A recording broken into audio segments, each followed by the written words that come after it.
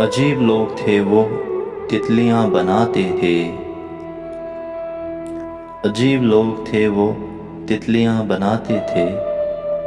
समंदरों के लिए मछलियां बनाते थे। वही बनाते थे लोहे को तोड़कर ताला।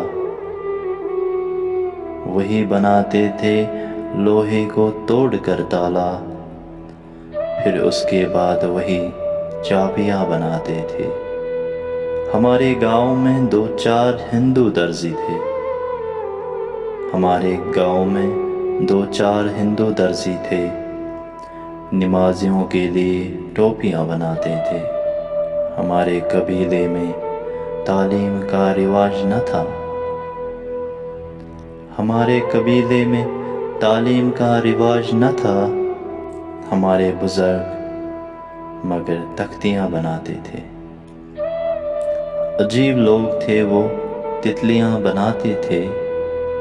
समंदरों के लिए मछलियां बनाते थे।